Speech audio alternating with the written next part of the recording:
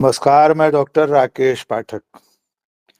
दोस्तों, प्रधानमंत्री नरेंद्र मोदी घरेलू और अंतर्राष्ट्रीय दोनों मोर्चों पर बुरी तरह घिरे हुए दिखाई दे रहे हैं। एक तरफ ईरान के खिलाफ चल रहे अमेरिका और इजराइल की जंग में भारत की भूमिका, भारत सरकार की भूमिका पर सवाल उठ रहे हैं। प्रधानमंत्री नरेंद्र मोदी की चुप्पी को लेकर उन पर कई तरह के आरोप लग रहे हैं। दूसरी तरफ घरेलू मोर्चे पर भी कांग्रेस और कांग्रेस के नेता राहुल गांधी सहित विपक्ष ने उन पर हमले तेज कर दिए हैं। राहुल गांधी संसद परिसर में खड़े होकर सीधा आरोप लगा रहे हैं कि नरेंद्र मोदी किसी के हाथों ब्लैकमेल हो रहे हैं। उनका इशारा बार बार एप्स्टीन फाइल्स और अडानी के खिलाफ अमेरिका के केस को लेकर है। इस बीच में प्रधानमंत्री नरेंद्र मोदी ने सत्ता पर अपनी पकड़ और मजबूत करने के लिए, मुट्ठी से सरक रही रेत को थामने के लिए कैबिनेट से अपने फैसलों की मंजूरी की अनिवार्यता समाप्त करवा दी है। इजराइल यात्रा से चंद दिनों पहले इस तरह का फैसला करवा लिया गया है कि अब आइंदा प्रधानमंत्री नरेंद्र मोदी को अपने विदेश प्रवास में, विदेशी दौरों के समय उन देशों के साथ समझौता करने के लिए, किसी भी तरह के MOU साइन करने के लिए कैबिनेट की अग्रिम मंजूरी की जरूरत नहीं है। यानी एक तरह से प्रधानमंत्री नरेंद्र मोदी ने कैबिनेट को ही शून्य बटे सन्नाटा बना दिया है। आइंदा प्रधानमंत्री इस देश के चक्रवर्ती सम्राट के रूप में जिस भी देश के साथ चाहेंगे, जो भी समझौता करना चाहेंगे, वो समझौता वे कर सकेंगे। अब तक प्रधानमंत्री नरेंद्र मोदी संसद से पीछा छुड़ाते हुए दिखाई देते थे। अब तक वे किसी भी तरह की जवाबदेही संसद के सामने प्रदर्शित नहीं करते थे, लेकिन अब तो उन्होंने अपने कैबिनेट सहयोगियों से भी पल्ला झाड़ लिया है। जबकि हमारी संवैधानिक व्यवस्था में प्रधानमंत्री सामूहिक उत्तरदायित्व की भावना से जुड़ा होता है। कैबिनेट और अपने कैबिनेट के सहयोगियों के साथ मिलकर ही देश के बारे में, राष्ट्रीय हित के बड़े बड़े फैसले लेता है। लेकिन अब नरेंद्र मोदी ने खुद को कैबिनेट से भी ऊपर बना लिया है।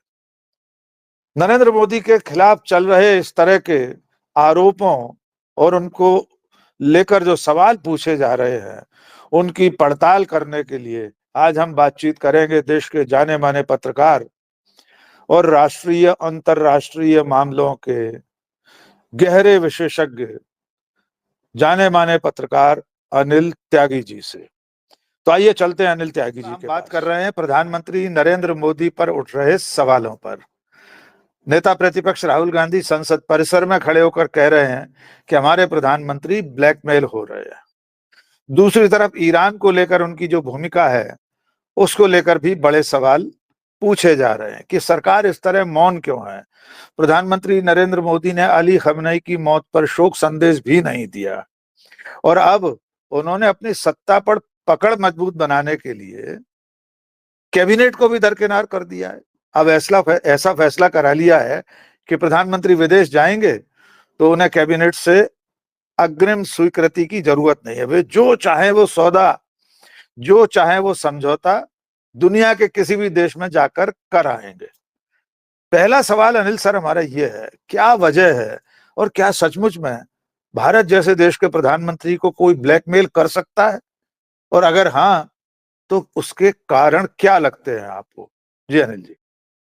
देखिए, भारत के प्रधानमंत्री को पहली बात तो कोई ब्लैकमेल कर नहीं सकता है। परिस्थितियां ऐसी हैं जो राहुल गांधी जी ने कहा। क्योंकि राहुल गांधी ये बयान दे रहे हैं कि प्रधानमंत्री को ब्लैकमेल किया जा रहा है जी। और उन्होंने जित्सु गेम की का उदाहरण दिया कि किस तरह से उस खेल में अंतिम समय में आदमी एक हाथ से गर्दन पकड़ लेता है और दबाव में डाल के पटकने दे देता है। ये बात राहुल गांधी ने की। राहुल गांधी की बात पे करें कि प्रधानमंत्री को किस तरह से दबाव में लाया जा रहा है और ब्लैकमेल किया जा रहा है, तीन बातें उन्होंने कहीं नंबर जी, 1 टैरिफ पे, 50% टैरिफ पे, दूसरा रशियन ऑयल पे, नंबर तीसरा जो बात की राहुल गांधी ने, वो बात की कि जियो पॉलिटिकल जो स्थिति है उस पे जी, नरेंद्र मोदी ने समझौता कर लिया है। अब आप जो कैबिनेट की बात कर रहे हैं, अगर कैबिनेट को पिछले 1 साल का अगर आंकड़ा देखें, तो पहली बात तो ये है कि दुनिया के देशों में ये रिवाज है और ये रिवायत है कि जब भी कैबिनेट मीटिंग होती है उसका आंकड़ा दिया जाता है, साल में बिल्कुल, बताया जाता है कि हमारे यहाँ इतनी मीटिंग हुई, उनमें ये डिसीजन हुए। एक बकायदा साल का ब्यौरा जारी करती है कैबिनेट सेक्रेटरीट। हमारे यहाँ इस तरह का कोई कैबिनेट सेक्रेटरीट में रिवाज नहीं है। मैं पिछले 16-17 साल से तो ब्यूरोक्रेसी ही कवर कर रहा हूँ, जी, और पिछले 1 साल के अंदर लगभग हर हफ्ते एक कैबिनेट मीटिंग का नियम है। ये मीटिंग बिल्कुल, होगी, उसमें कैबिनेट को ब्रीफ किया जाएगा, और कैबिनेट को ब्रीफ करने का आपके दर्शकों को ये बता दें कि क्या कैबिनेट का मतलब क्या होता है। कि जी, जो आप संसद चुनते हैं वो संसद कैबिनेट चुनती है, और कैबिनेट संसद ही प्रधानमंत्री चुनती है। तो प्रत्यक्ष और परोक्ष रूप से कैबिनेट की जिम्मेदारी है कि जो आपने मत दिया उसके हिसाब से वो कैबिनेट काम कर रही है या नहीं कर रही यहाँ नहीं है, कर रहे, उस उसकी जवाबदेही तय हो रही है नहीं हो रही है, ये कैबिनेट का मतलब होता है। बहरहाल अगर अब हम ये बात करें कि किस तरह से दबाव में है प्रधानमंत्री, और प्रधानमंत्री ने ये जो फैसला करा लिया है, ये बिल्कुल अलोकतांत्रिक है। मैं आपको एक पुरानी घटना बताता हूँ कि जी, इराक युद्ध के समय में जॉर्ज बुश ने ये कहा अटल बिहारी वाजपेयी जी से कि आप भारतीय सेना को भेजिए लड़ने के लिए, भारतीय सेना लड़ेगी। तो अटल बिहारी वाजपेयी जी ने बहुत तरीके से जॉर्ज बुश को उस अमेरिकन दबाव को टाला। अब मैं ये जी, बता रहा हूं, मैं उस परिप्रेक्ष्य पे फिर आऊंगा कि कैसे दबाव को टाला जा सकता है। तो उन्होंने मुलायम सिंह से बात की, बाकी लोगों से बात की, संसद, उन्होंने कहा कि हमारे यहाँ तो संसद में ये बात होती है तय कि मिलिट्री किसी दूसरे देश में जाएगी या नहीं जाएगी। नहीं जाएगी, मैं उन दिनों जैन टेलीविजन में पॉलिटिकल एडिटर था, हमने प्रोग्राम किया कैसे हमारी सेना का जनरल जो है अमेरिकी सेना के जनरल के अंडर में काम करेगा, और कैसे हम फौज भेजेंगे। ये जी, मामला संसद में पेश हुआ और ये गिर गया। तो वो जो दबाव था अमेरिका के, संसद जो है एक एब्जॉर्बिंग कैपेसिटी है। उसको सामने लाकर, जी, जी, जब आप कोई निर्णय लाना चाहते हैं तो निर्णय लेने के लिए आपको एक शॉक एब्जॉर्बिंग कैपेसिटी का इस्तेमाल करना पड़ता है। अभी क्या हुआ, अब नरेंद्र मोदी के इस निर्णय से ये देश का प्रधानमंत्री बिना ढाल के हो गया, तो करेक्ट, खतरा बहुत बढ़िया ज्यादा बात बढ़ है, गया जी, जी, है। तो ये जो शॉक अब्जॉर्बिंग कैपेसिटी पार्लियामेंट की है, यानी कि सारे हमलों को सहने की क्षमता जो पार्लियामेंट में है, और प्रधानमंत्री को कवर में रखने की जो प्रथा है, वो प्रथा नरेंद्र मोदी ने खत्म कर दी। ये बुद्धिमानी नहीं है, क्योंकि बिल्कुल, आप सांसद असहमत हो सकते हैं, मंत्रिमंडल आपसे असहमत हो सकता है, असहमत हो सकता लेकिन आपने वो रक्षा कवच हटा दिया। You have become more vulnerable to the international forces. है। आप तो समझ सर रहे हैं? क्या चीफ ऐसा हो सकता है क्या कि प्रधानमंत्री विदेश यात्रा पर जाएं, वहां किसी भी देश में, इजराइल या अमेरिका जैसे देश में, उनसे किसी ऐसे समझौते पर दस्तखत करा लिए जाएं जो राष्ट्रीय हित में न हो, कैबिनेट जिससे सहमत न हो, संसद जिससे सहमत न हो? क्या ऐसी भी आशंका इसमें है जब वे सारे अधिकार लेकर जा नहीं, रहे हैं? देखिए क्या होता है, ये बड़ा हाइपोथेटिकल सा सवाल है। जब जी, समझौतों की प्रक्रिया होती है, वो बड़ी बैक एंड चैनल पे होती है। उससे पहले बिल्कुल, मसौदे होते हैं, मीटिंग बनती है, तो ये तो आइसोलेशन में नहीं हो सकता। हमारे यहाँ कोई इस तरह का सिस्टम, हमारे यहाँ एक और सिस्टम है ब्यूरोक्रेसी का, बैक एंड चैनल का।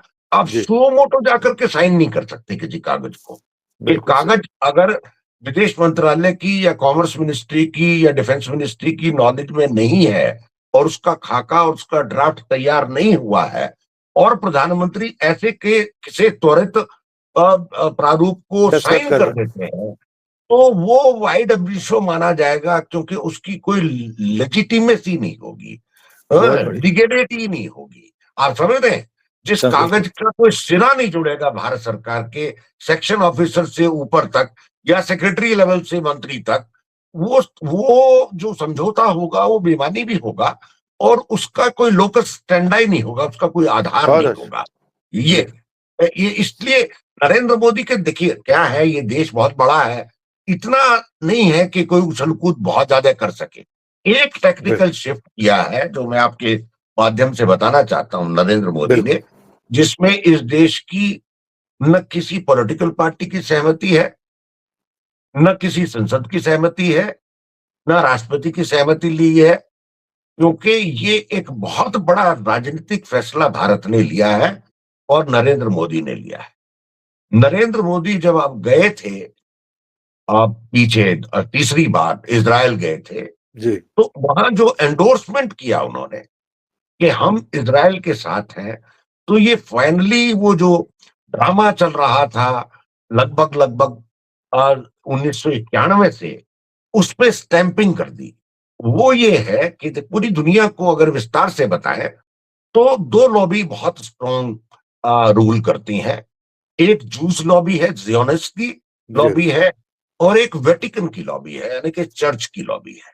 बिल्कुल। हम क्या करते थे भारत में, जो हमको अपने हित में लगता था, जियोनिस्ट उतना का भी करें। इस्तेमाल करते थे और चर्च का भी इस्तेमाल करते थे, और हम लोग मुस्लिम्स की जो वहाबीज हैं उनका भी इस्तेमाल करते थे। हम लोग कभी एक कटोरे में जाकर के नहीं बैठे, हम पाले में बिल्कुल। जाकर के नहीं बैठे। लेकिन नरेंद्र मोदी जाने, ये विदेश नीति का आकलन होगा आने वाले 20 वर्षों में, या इतिहास जब भी लिखा जाएगा नरेंद्र मोदी का और भारतीय जनता पार्टी का, जब भी इतिहास लिखा जाएगा, ये लिखा जाएगा, मैं आपको बता रहा हूं, लिख लीजिए बिल्कुल। कि नरेंद्र मोदी नाम के प्रधानमंत्री ने इसको वहाबीज और वेटिकन के चुंगल से निकाल के, या ये कहिए सौहार्द रिश्तों से निकाल करके, जियोनिस्ट और जूस के पाले में ले जाकर के खड़ा कर दिया। यानी कि अब हम एक तरफा है ना, अब हम जी। हमारे साथ वहाबीज है, ना हमारे साथ वेटिकन है, हमारे पास सिर्फ जूस है जो कि इजराइल के कब्जे में है। और इजराइल, बल्कि जूस क्या है, जूस तो पूरे वहां अमेरिका में जो कर रहे बिल्कुल। हैं, इस तरह से वहां भी नृत्य वही हो कानून। रहा है। लेकिन वहां की संसद की भी खासियत देखिए, ये एप्स्टीन फाइल नहीं आती। अगर बिल्कुल। वहां की डेमोक्रेट और रिपब्लिकन्स मिलकर के वोट नहीं डालते, तो शायद एप्स्टीन की शक्ल हमको देखने को नहीं मिलती। ये हमारी संसद में ये मैच्योरिटी कब आएगी, कब नहीं आएगी, ये कोई नहीं जानता, क्योंकि हम सब लोगों ने भारत के गैर का चश्मा पहना हुआ है, जिसमें भारत नहीं है, बाकी सब कुछ है। एक आंख से न भा दिखता है, ना ये दूसरी आंख से ना दिखता है, पता नहीं क्या है। इन 800 सांसद हैं, सर। अदरवाइज तो जी। खड़े होके कह सकते हैं, बिल्कुल लेकिन कह सकते। ये थोड़ा दुखद भी है, पीड़ाजनक भी है। सर, एप्स्टीन फाइल्स का आपने जिक्र किया। भारत में कई लोगों के नाम उसमें आए हैं, यद्यपि प्रधानमंत्री का नाम भी आया है। उस तरह से नहीं है जैसे बाकी देशों के तमाम सारे नेताओं और मुखियाओं का आपत्तिजनक तरीके से आया है, लेकिन इतना तो है ही कि उनका नाम है, स्टीव बैनन और एप्स्टीन बात कर रहे हैं। उससे ज्यादा गंभीर बात है हरदीप पुरी, जो उनके मंत्री हैं मोदी के, उनके नाम के खुलासे में तो बहुत सारी आपत्तिजनक बातें हैं। जैसे डिजिटल इंडिया जब तक घोषित नहीं हुआ था, उससे पहले एप्स्टीन को बता रहे थे, लिंक्डइन के सह संस्थापक को बता रहे थे, रीड हॉफमैन को। मुलाकातों के बारे में उनका झूठ साबित हो चुका, जो उन्होंने प्रेस कॉन्फ्रेंस में कहा, उससे ज्यादा बार मुलाकातें हुई।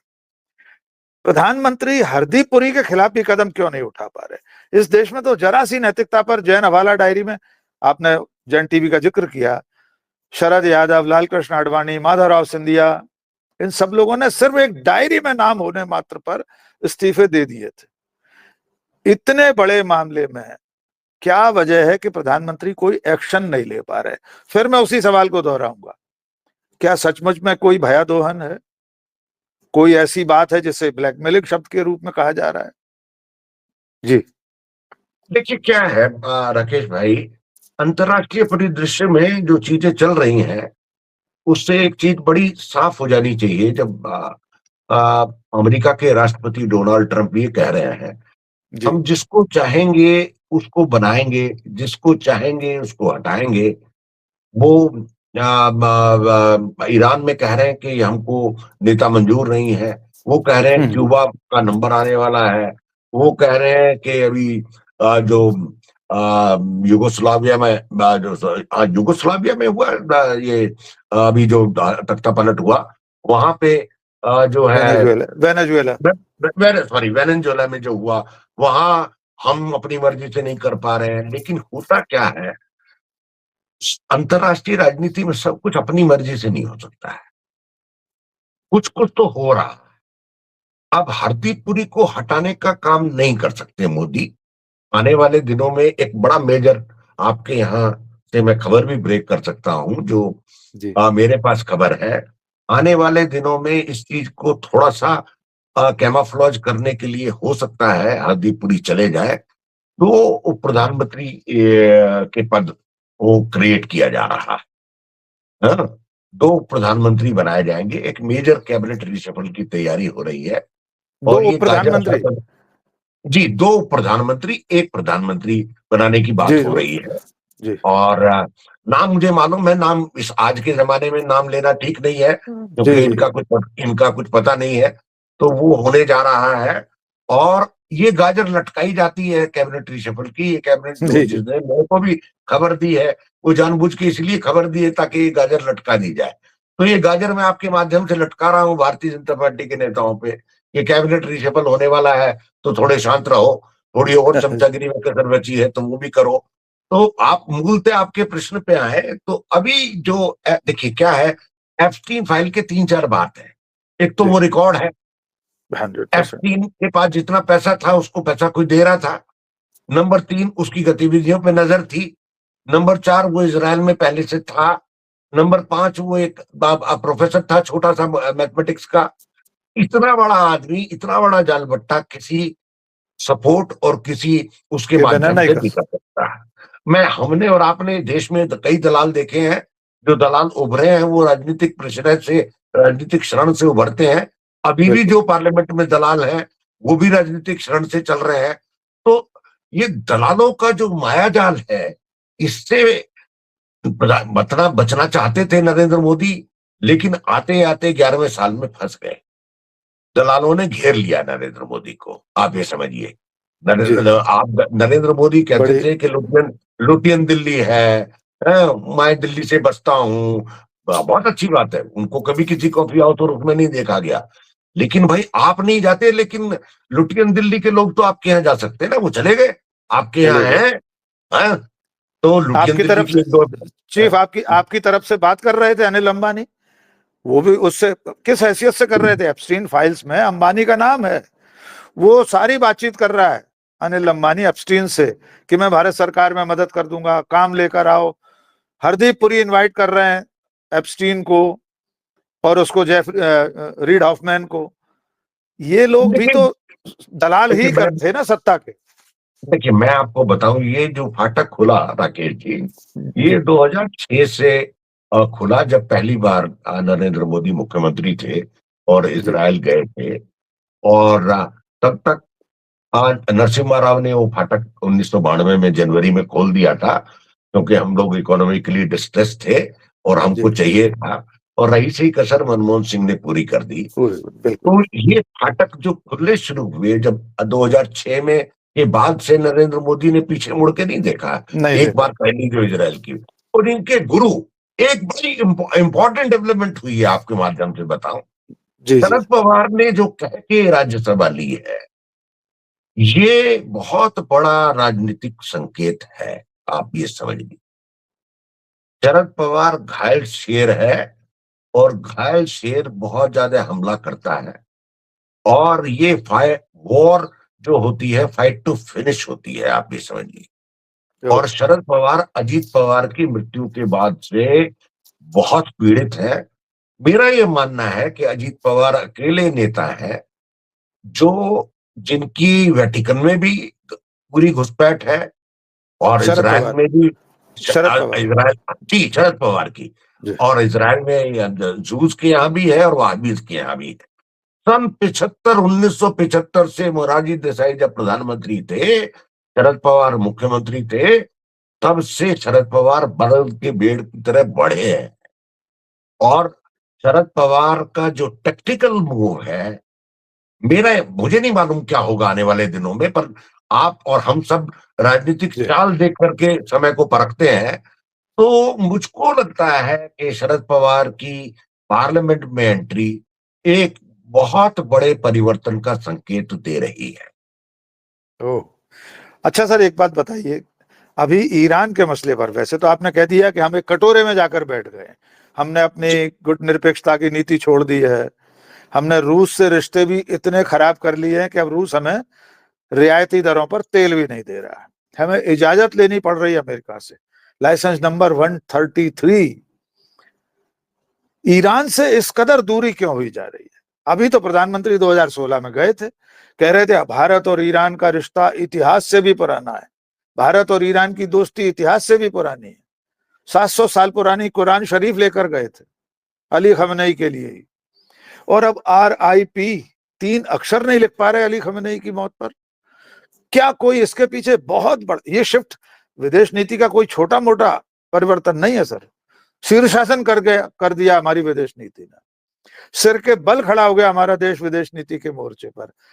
इससे कितना फायदा हो सकता है, कितना नुकसान होता है, और क्या हम अमेरिका के एकदम बगल बच्चा बन गए? ट्रेड डील एक तरफा थोप दी, 0% टैरिफ कर दिया, राहुल गांधी जिस तरह के आरोप लगा रहे हैं वो सब प्रमाणित हुए जा रहे हैं, जो कुछ राहुल गांधी कहते हैं अगले 15 दिन में वो सही साबित हो जाता है। तो कोई तो वजह होगी सर नरेंद्र मोदी के इतने झुक जाने की। देखिए, राजनीति का विध्वंस हो चुका, 2 बिल पास हुए पार्लियामेंट में, एक इंश्योरेंस का बिल पास हुआ FDI का, और एक न्यूक्लियर लायबिलिटी का बिल पास हुआ। बिल्कुल, दोनों में आपको मालूम है कितने का धंधा हुआ है? हाँ, लगभग 15 लाख करोड़ रुपए का धंधा हुआ है। और 15 लाख करोड़ के धंधे की खूबसूरती सुनिए, आपके माध्यम से बताएं, हम कांग्रेस और बीजेपी के पक्ष में नहीं है, दोनों बिल पास करते हुए ना सदन में विपक्ष का नेता था, ना सदन में पक्ष का नेता था, ना नरेंद्र मोदी थे, ना राहुल गांधी सदन में थे, ये भी दोनों बिल पास हुए हैं। तो आप परिस्थिति समझ लीजिए, हो क्या रहा है कि आप मार्केट फोर्सेस के गुलाम हो रहे हैं। आप लिख लीजिए राकेश जी, 15 अगस्त 2047 को बृहस्पतिवार या शुक्रवार है, 100 साल पूरे होंगे उस दिन हम लोग जिस तरह से, अब सेनाओं की जरूरत नहीं रही ना लड़ाई के लिए, ना नहीं रही, इसलिए गुलामी के लिए किसी पुलिस की और उनकी जरूरत नहीं है, टेक्नोलॉजी विल टेक ओवर, हम लोग new liberal despotic market forces के गुलाम हो जाएंगे दोबारा से 100 साल बाद। तो नरेंद्र मोदी उस गेम का हिस्सा है, आप ये समझिए। तो नरेंद्र मोदी के पास विकल्प नहीं है। दिक्कत क्या है, जब अंतर्राष्ट्रीय स्तर पे ये कहा जाए कि आपके मुल्क का ये प्रधानमंत्री हमको पसंद नहीं है और ये नेता पसंद नहीं है, तो नरेंद्र मोदी के पास ऑप्शन क्या है, ये बताइए आप मेरे पास। बिल्कुल, नरेंद्र मोदी के पास ऑप्शन नहीं है इस समय, ट्रंप को नाराज करने का, इजराइल को नाराज करने का, और अमेरिका को नाराज करने का। ट्रंप का क्या होगा ये किसी को नहीं मालूम है। वहां ये बात चल रही है कि शायद उस पर इम्पीचमेंट का मुकदमा चलेगा। इम्पीचमेंट के मुकदमे में आप ये देखिए, अगर चलेगा, उसको जुडिशरी में ले भी जाएंगे, तो वहां हो सकता है उसकी सेविंग थोड़ी सी हो जाए, क्योंकि वहां चर्च के लोग हैं, 7 जज हैं वेटिकन के, और 1 जू है, और संसद में भी 4 जो 10-12 का जो ग्रुप है वो शायद उसका सेव हो जाए। लेकिन अगर इम्पीचमेंट हो जाएगा तो 200 साल का इतिहास दोहराया जाएगा अमेरिका में, आप समझिए कितना बुरा होगा। और जिस तरह की तस्वीरें सोशल मीडिया पे अमेरिका के राष्ट्रपति की आने लगी है, उससे ज्यादा शर्मनाक कुछ नहीं हो सकता। तो आप ये समझिए, अंतरराष्ट्रीय के जो राजनीति है उसमें जो एनर्जी, राहुल गांधी ने कहा ना, ये एनर्जी की वॉर है, आप एनर्जी पे सरेंडर कर गए। रशियन ऑयल तो, देखिए पुतिन तो बड़ा समझदार है, नरेंद्र मोदी ने ना चाहते हुए भी पुतिन को एडजस्ट किया हुआ है। नायरा के 650 पेट्रोल पंप खुले हुए हैं, नायरा कंपनी हमारे यहाँ है, नायरा कंपनी $1 ट्रिलियन का धंधा कर रही है, उसका तेल आएगा ही आएगा, उसके तमाम तरह के रास्ते हैं अंतरराष्ट्रीय रूट्स के हिसाब से। ये जो दिखाया जा रहा है वो खेल कुछ और है, और जो हो रहा है वो कुछ और है। That is the problem. तो सर ये जो आरोप लोग लगा रहे हैं कि भारत एक तरह से अमेरिका का उपनिवेश बन गया है, या कई लोग कह रहे हैं 51वां राज्य बन गया है, यद्यपि अमेरिका के 50 राज्यों को तो इतना अधिकार है कि वे फेडरल गवर्नमेंट के आदेश को मानने से इनकार कर सकते हैं। न्यूयॉर्क का मेयर नहीं मानता फेडरल गवर्नमेंट के आदेशों को। क्या भारत की स्थिति उससे भी ज्यादा खराब है? देखिए, अमेरिका ने ना रोल मॉडल शिफ्ट किया है अभी। जी जो काम पहले ब्रिटेन करता था वो काम अब अमेरिका कर रहा है। पहले ब्रिटेन जो है अपनी मर्जी से लोगों को अपदस्थ करते थे, राष्ट्रीय बिल्कुल। अध्यक्षों को उनके साधनों का दोहन करते थे। ये मॉडल अब अमेरिका ने शिफ्ट ले लिया है।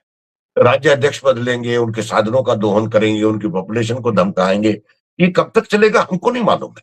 नहीं मालूम। लेकिन अंतरराष्ट्रीय स्थिति बहुत गंभीर है, क्योंकि जैसे मैं कल साउथ फर्स्ट एक मैगजीन है, उसकी एडिटर ने ट्वीट किया कि बेंगलोर के जो सारे रेस्टोरेंट्स हैं वो गैस की वो कमी के कारण कल या परसों में बंद हो जाएंगे। आज से तो बंद हो ये गए। हाँ, तो ये एनर्जी का क्राइसिस अभी आएगा।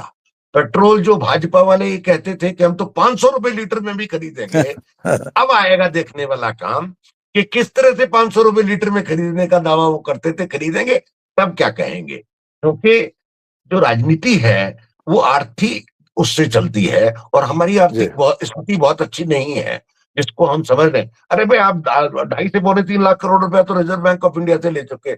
आप पेट्रोल के गैप का जो पैसा कमाया हुआ था, मेरे पास एग्जैक्ट फिगर नहीं है, पर वो आप पिछले 10 साल से खा चुके हैं। आप डोल आउट करते जा रहे हैं कैश को, पब्लिक को काम के बजाय निकम्मा आपने बना दिया है। पब्लिक बिल्कुल काम मांग रही है, काम नहीं मिल रहा है। अपराध पूरे देश में बढ़े हुए हैं। आप स्टेटिस्टिक्स से झूठ बोलते हैं कि 6% की 7% की ग्रोथ है। आप बिल्कुल। 3.2 3.3 की ग्रोथ पे आकर अटक गए हैं। तो स्थिति बहुत ज्यादा नाजुक है, मैं आपको बता रहा हूँ राकेश जी। और मोदी जी तो जो कर रहे हैं वो किसी की समझ से बाहर है, क्योंकि मोदी जी, आप ये समझिए आपके साफ साफ शब्दों में, क्योंकि समय खत्म हो रहा है, मोदी जी ना तो बीजेपी की राजनीति कर रहे हैं, ना भारत की राजनीति कर रहे हैं। मोदी जी निरंतर राजपाट में प्रधानमंत्री रहने की राजनीति कर रहे हैं। वो क्या कितने बात दिन है। चलेंगे ये किसी को नहीं पता, ट्रंप के अलावा और नेतन्याहू के अलावा। ये नेतन्याहू। दोनों पे डिपेंड करता है वो इनको कितने दिन अलाउ करते हैं। ये बहुत बड़ा खुलासा आप कर रहे हैं अनिल सर। बहुत बड़ी बात है कि भारत का प्रधानमंत्री कब तक प्रधानमंत्री रहेगा, ये तय करने वाले हैं डोनाल्ड ट्रंप और बेंजामिन नेतन्याहू। सर एक आखिरी में एक हाइपोथेटिक क्वेश्चन, एक परिकल्पनिक सवाल करना चाहते हैं। मान लीजिए राहुल गांधी इतने सारे आरोप लगाते हैं, कांग्रेस सरकार पर इतने आरोप लगा रही है, वो जो मार्शल आर्ट से उन्होंने बता दिया कैसे चोक किया, पहले हाथ और गले। अगर आज कांग्रेस की सरकार होती तो मैं स्पेसिफिक ईरान के मसले पूछना चाहता हूं। मान लीजिए राहुल गांधी या XYZ कांग्रेस की तरफ से या यूपीए गठबंधन की सरकार होती, उसका कोई प्रधानमंत्री होता, क्या देश के हालात तब भी ऐसे ही होते? क्या तब भी हम ईरान और अमेरिका के हिंद महासागर तक दखल पर इसी तरह चुप्पी साधे रहते? इसमें आप वो जोड़ लीजिए सर, ईरान का जहाज जो हिंद महासागर जहां के हम निगहबान है, इंडियन नेवी उसकी गार्डियन है, खुद प्रधानमंत्री ने कहा था, और अब एक शब्द नहीं बोल पाए हम उस पर। इसे भी थोड़ा सा साफ करना चाहिए। देखिए, मैं आपको बताऊं, उसको मैं ब्रॉडर स्केल पे ले जाता हूं। जी अ, बिल्कुल। ये काम बड़ा आसान होता, कांग्रेस होती तो। एक क्या है कि जो वेटिकन का सेफ्टी वॉल ग्लोबल वर्ल्ड में है, जी वो गड़बड़ हो गई। ट्रंप ने और नेतन्याहू ने उस सेफ्टी वॉल को हटा दिया। ओके। और दुनिया में जो सबसे बड़ा जो सेफ्टी वॉल चर्च का है, church is one of the richest institution in the world. Yes. और पूरी दुनिया में चर्च के जो रिश्ते हैं वो बड़े पेनिट्रेटिव रिश्ते हैं, और अनादिकाल से हैं। और मुस्लिम्स के साथ वेटिकन्स का बहुत बढ़िया रिश्ता है। उनके यहाँ रोटी बेटी का रिश्ता है, बिल्कुल। धर्म के हिसाब से भी। आप समझ रहे हैं? हाँ, मैं बिल्कुल। तो धर्म के हिसाब से भी अगर वो होता तो मुझे लगता है कि ईरान पे बात होती और इतनी स्थिति खराब नहीं होती। और कांग्रेस के सामने भी परेशानियां वही होती जो आज होते। नरेंद्र मोदी के सामने भी है। लेकिन कांग्रेस ये नहीं करती कि इजराइल के साथ जाकर के नेतन्याहू की गोदी में बैठ जाती। आप समझे बिल्कुल। ना? क्योंकि आप ये समझिए 1956 से 1992 तक कांग्रेस ने कभी इजराइल के लिए दरवाजे नहीं खोले, क्योंकि नरसिम्हा राव बने। और नरसिम्हा राव और भाजपा के बहुत बढ़िया रिश्ते थे। तो 29 जनवरी 1992 को नरसिम्हा राव ने दरवाजे खोले।